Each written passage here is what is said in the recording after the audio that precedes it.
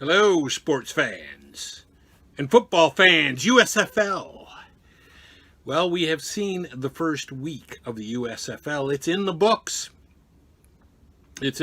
But before I get into my predictions, as you know I am going to do, as I will do every week, before I get to those, let's do a little recap with some highlight footage of what happened this past weekend, the first weekend of the USFL in USFL action.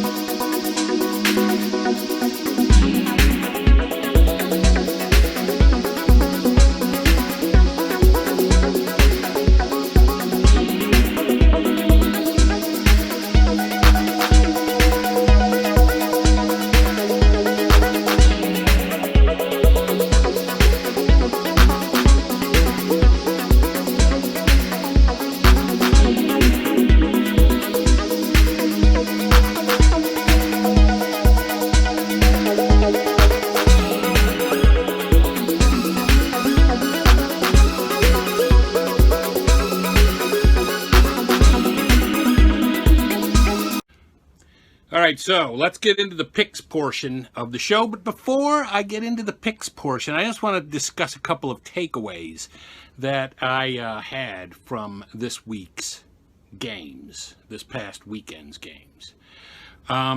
First of all, I don't like that and they did this with the XFL too. They treated it like a sideshow, not like a professional football league. And don't say it. Don't say it is a sideshow. We want it to become a real league that survives. At least I do. So I hate how they treat it like a sideshow. They talk to players on the sidelines between plays. You don't see that in the NFL. There was a couple of other things they did. And they just, you wouldn't treat the NFL like that. I wish the networks would treat these leagues just like they would treat the NFL. You're not going to go and talk to Mahomes on the sideline between every play as if it was something that he's only done for the first time in his life. So I hated that. There are some rule changes, and I know I didn't go over those in the previous video that I did, the first USFL video I did. I thought I did. But really, there was only like a couple of major changes. First of all, they kick off from the 25-yard line to ensure that there's a return. But the teams are closer together on the field during the kickoff, so as to prevent a serious injury on the returns. But they do want to have kickoff returns, so they kick off from the 25 to encourage that to happen, and it generally does. And they also, after a touchdown, you have the option to kick the extra point from the 2-yard line, as extra points in the NFL used to be. They aren't anymore, but that's how it used to be. You can kick an extra 1 point from the 2-yard line, or you can try for a 2-point conversion from, I think, the 5. You can line up at the 5-yard line and try a 2-point conversion, I think. And then if you want to go for 3 points, you want to tack on 3 extra points, you can try to go for a touchdown from the 10-yard line. So those were the major. Oh, and then there was one other on a penalty. A pass interference is like it is in college. It's not a spot penalty. It's a 15-yard penalty, which I'm cool with. I'm fine with that. I mean, I think the spot penalty is a little harsh anyway. So those are the 3 major rule differences between the NFL and the USFL that I noted. And again, I'm fine with those. That's fine. It didn't really diminish it for me. But there were some good games, as you could see from my footage that I had of the 4 games. So let's get into this week's games. Week 2 for the sportsman, who didn't do too badly in week 1. So Friday, April 22nd at 8 p.m., you have the Panthers against the Generals, my team. My boys who lost. The Panthers game last week against the Gamblers was a tale of 2 cities.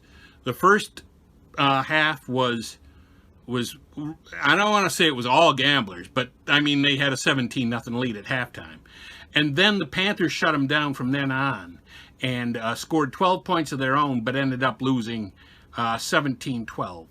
So, but in this one, I'm still going to go with my Panthers. I got to pick my Panthers until I see that they really are not that good.